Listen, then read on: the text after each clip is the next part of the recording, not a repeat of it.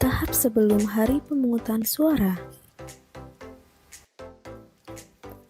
KPPS menyampaikan formulir model C pemberitahuan untuk memberikan suara kepada pemilih dalam DPT di wilayah kerjanya paling lambat tanggal 10 Februari 2024. Apabila pemilih tidak berada di tempat tinggalnya, maka Ketua KPPS dapat menyampaikan formulir model C pemberitahuan kepada keluarganya dan diminta untuk menandatangani tanda terima. Apabila KPPS menemukan pemilih yang telah meninggal dunia, pindah alamat, atau tidak dikenal, KPPS menandai atau mencatat keterangan tersebut pada formulir model C pemberitahuan KPU yang tidak dapat terdistribusi. Selanjutnya, wajib mengembalikan kepada PPS dengan menggunakan formulir model PA C pemberitahuan. Ketua KPPS dibantu anggota KPPS mendokumentasikan penyampaian surat pemberitahuan untuk memberikan suara kepada pemilih berupa foto atau video yang disimpan sebagai arsip dan disampaikan kepada PPS.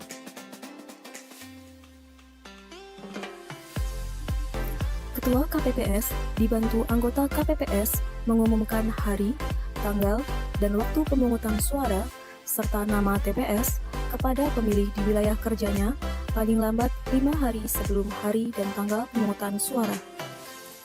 Pengumuman dapat dilakukan melalui pengeras suara, pertemuan kelompok masyarakat, juga media sosial di wilayah kerja KPPS.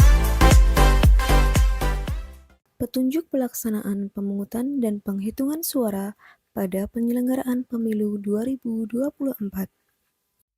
KPPS mengumumkan dan menempelkan daftar pasangan calon presiden dan wakil presiden, daftar calon tetap anggota DPR RI, daftar calon tetap anggota DPD, daftar calon tetap anggota DPRD Provinsi, daftar calon tetap anggota DPRD Kabupaten atau Kota, salinan daftar pemilih tetap, dan salinan daftar pemilih tambahan pada papan pengumuman.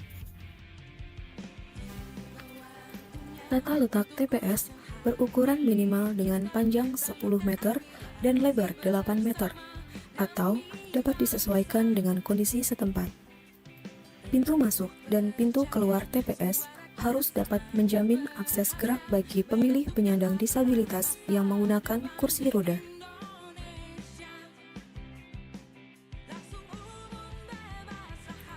Sebelum pukul 7, PTPS dan saksi peserta pemilu mendatangi TPS, KPPS menerima surat mandat dari saksi yang bertugas di TPS.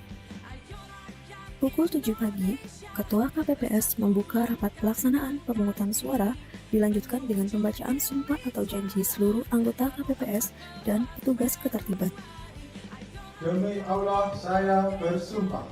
Allah saya bersumpah.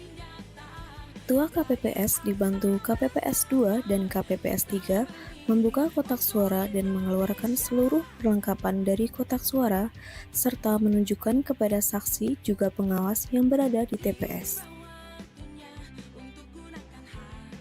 Ketua KPPS dibantu KPPS 6 atau KPPS 7 mengunci kotak suara menggunakan segel plastik sebagai alat pengaman lainnya pengganti gembok kotak suara, dan ditempel segel pada segel plastik sebagai alat pengaman lainnya pengganti gembok.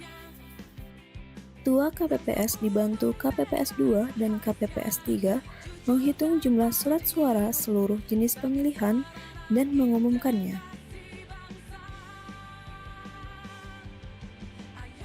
KPPS 6 membuka segel pada masing-masing kotak suara.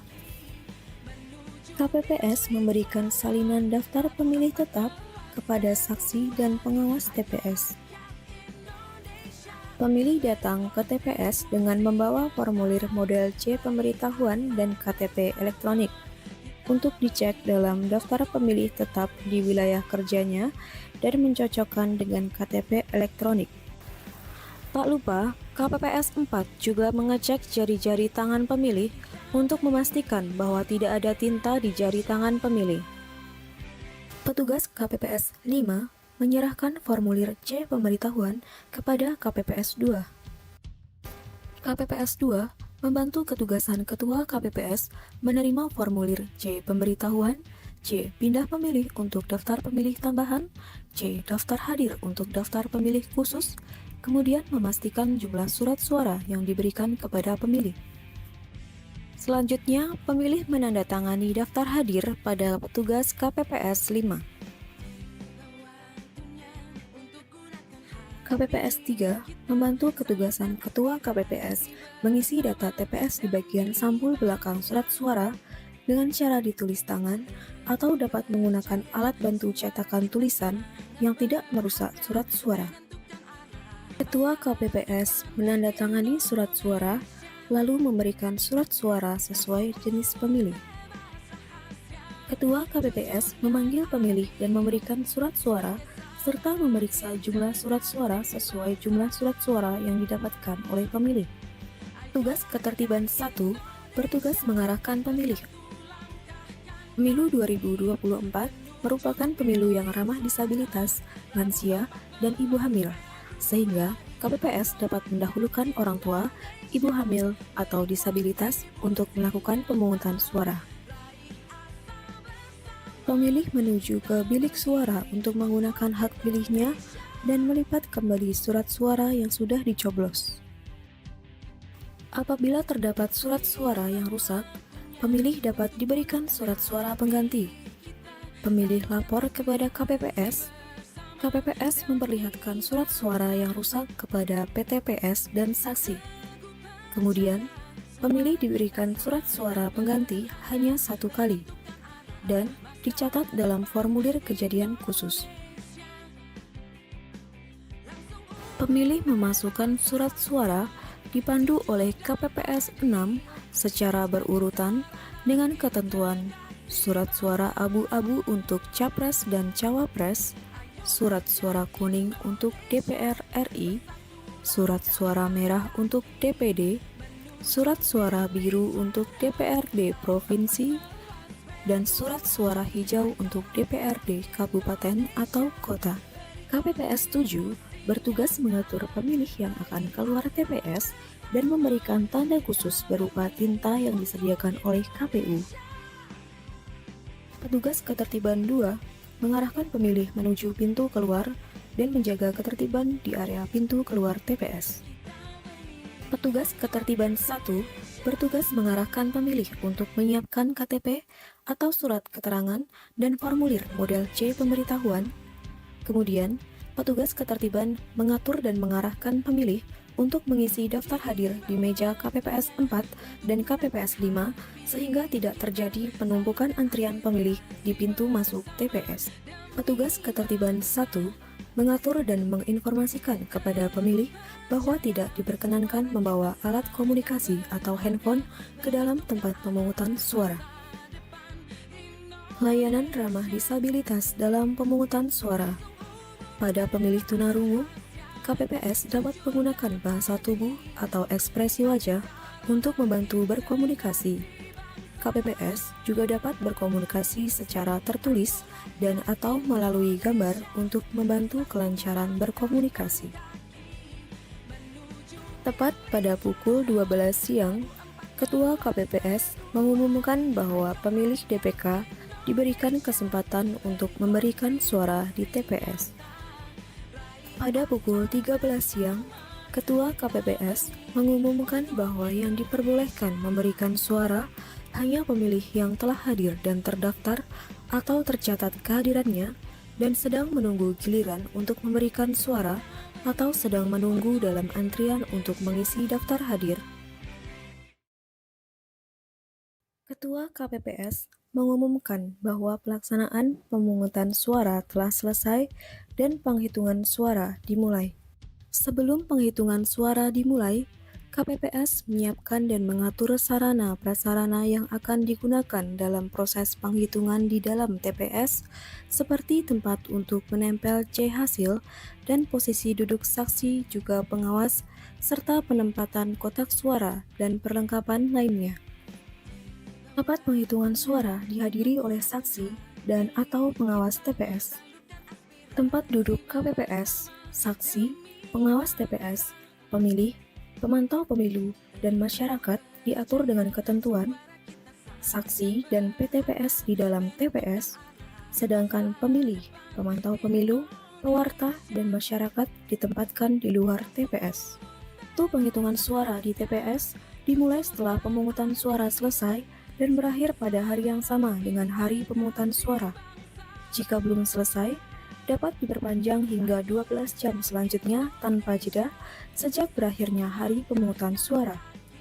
Penghitungan suara dapat dilakukan secara berurutan, dimulai dari surat suara Presiden dan Wakil Presiden, surat suara DPR RI, surat suara DPD, surat suara DPRD Provinsi, dan surat suara DPRD Kabupaten.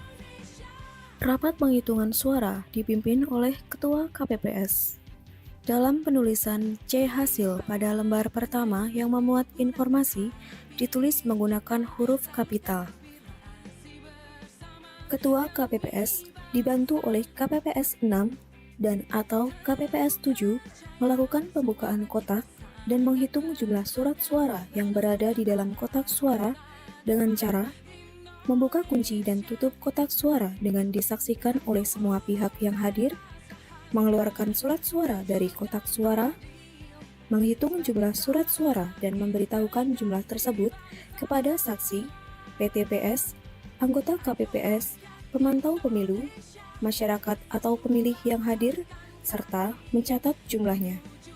Setelah menghitung jumlah surat suara, Ketua KPPS dibantu oleh anggota KPPS 3 dan KPPS 4 melakukan pencatatan pada halaman pertama formulir model C hasil masing-masing jenis pemilu. KPPS menghitung dan mengisi data rincian perolehan surat suara setiap peserta pemilu dengan langkah sebagai berikut. Anggota KPPS 2 membuka surat suara lembar demi lembar dan memberikan surat suara kepada Ketua KPPS. Menunjukkan kepada saksi, pengawas TPS, anggota KPPS, pemantau pemilu, atau masyarakat dan pemilih yang hadir dengan ketentuan, satu surat suara dihitung satu suara dan dinyatakan sah atau tidak sah. Saksi sah? Sah. Penentuan suara sah dan tidak sah merupakan kewenangan Ketua KPPS yang terlebih dahulu meminta pendapat anggota KPPS, saksi, dan pengawas TPS yang hadir. Verbal? Pada lembar kedua dan seterusnya, untuk bagian hasil perolehan suara dituliskan menggunakan angka digital, sedangkan bagian yang kosong harus dicoret. Kolom jumlah pemilih dalam daftar pemilih tetap itu adalah yang telah ditetapkan di DPT. Jadi misalkan DPT-nya itu 250, DPT itu ada pemilih keluar 15 pun tetap ditulis 250, bukan 235 gitu ya. Jadi ini tetap sama dengan jumlah yang ada di DPT. Nah, terus ini jumlah pengguna hak pilih dalam daftar pemilih tetap itu adalah harus sama sesuai dengan daftar hadir DPT. Kotak yang ini, yang kolom yang B1.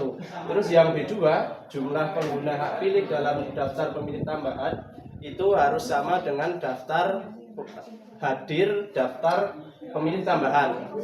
Terus yang ini, yang ketiga, yang B3, jumlah pengguna hak pilih dalam daftar pemilih khusus itu harus sama dengan daftar hadir DPK, daftar pemilih khusus. Nah, hasil dari jumlah pengguna hak pilih dalam daftar pemilih tetap, jumlah pengguna hak pilih dalam daftar pemilih tambahan, dan jumlah pengguna hak pilih daftar pemilih khusus, kalau ditambahkan semuanya hasilnya adalah jumlah pengguna hak pilih. Itu sudah rumus paten. Jadi kalau misalkan angka itu ditambahkan ini ada yang berbeda, pasti ada yang salah. Terus yang kedua ini data penggunaan surat suara, jumlah surat suara yang diterima termasuk surat suara cadangan 2% dari DPT, ini adalah real ketika surat suara kita dapat dari kotak, dari bongkar itu. Dan itu pasti hasilnya adalah jumlah DPT ditambah 2%-nya. Nah, ini jumlah DPT-nya adalah 250, 2%-nya itu 5, berarti di sini 255. Dan itu pasti nanti harusnya sama dengan yang ketika kita dapatkan dari kotak itu. Kalau misalkan ada kekurangan atau kelebihan surat suara, nanti kita harus lapor ke PPS. Terus yang selanjutnya, yang ini jumlah surat suara yang digunakan itu pasti sama dengan jumlah pengguna hak pilih. Jadi ini, kolom ini dan kolom ini harus sama. Jumlah ini sama ini harus sama. Terus yang selanjutnya ini adalah jumlah surat suara yang dikembalikan oleh pemilih karena rusak atau keliru coblos. Itu sesuai realnya ya. Tapi jangan terkecoh. Nanti misalkan di dalam TPS itu ada surat suara yang dikembalikan 2 misalkan. Nah itu ada di DPD 1 dan PPWP 1. Berarti di DPD dan PPWP, di plano DPD dan di plano PPWP, di sini jumlah surat suara yang dikembalikan adalah 1. Tapi ketika di DPR, plano DPR RI, plano DPR di provinsi dan plano DPR di kabupaten, ini tetap 0 jumlahnya. Oke, selanjutnya jumlah surat suara yang tidak digunakan atau tidak terpakai termasuk surat suara cadangan, ini adalah hasil dari jumlah surat suara yang diterima terus dikurangi jumlah surat suara yang digunakan dikurangi jumlah surat suara yang dikembalikan karena rusak. Itu hasilnya pasti adalah jumlah surat suara yang tidak digunakan. Jadi jangan terkecoh hitungan jumlah DPT sama jumlah disabilitas. Ini tidak masuk rumus. Ketua KPPS mengesahkan hasil penghitungan suara di TPS, kemudian menandatangani formulir model C hasil masing-masing jenis pemilu, diikuti oleh seluruh anggota KPPS serta saksi yang hadir dan bersedia menandatangani. Ketua KPPS dibantu oleh anggota KPPS yang bertugas sebagai admin Sirekap membuat formulir model C hasil salinan masing-masing jenis pemilu dalam bentuk digital menggunakan aplikasi Sirekap. Kegiatan pembuatan dan penggandaan formulir model C hasil salinan dapat dilakukan secara bersamaan dengan kegiatan pembuatan formulir model C hasil salinan dengan menggunakan aplikasi Sirekap. Ketua KPPS dibantu oleh anggota KPPS memasukkan formulir model C hasil salinan yang telah ditandatangani ke dalam kantong plastik Ziploc untuk disampaikan kepada KPU Kabupaten atau Kota.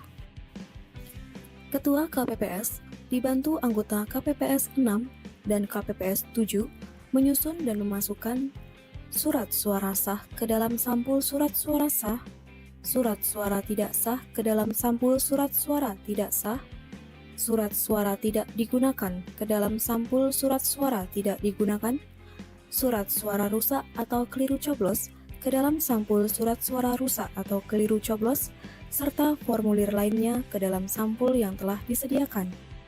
Ketua KPPS memastikan sampul formulir salinan berita acara dan sertifikat hasil pemungutan dan penghitungan yang disampaikan kepada PPS tidak dimasukkan ke dalam kotak suara.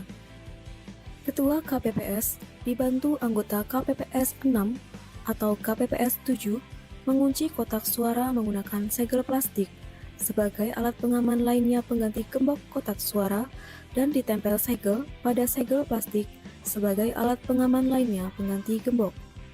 Ketua KPPS menyampaikan hasil penghitungan suara kepada saksi dan pengawas TPS dalam bentuk hard copy. Sukseskan pemilu 2024, jadilah KPPS yang berintegritas. Wujudkan zero PHPU untuk pemilu 2024. Suksesnya pemilu dimulai dari kedisiplinan kita. Salam KPU melayani.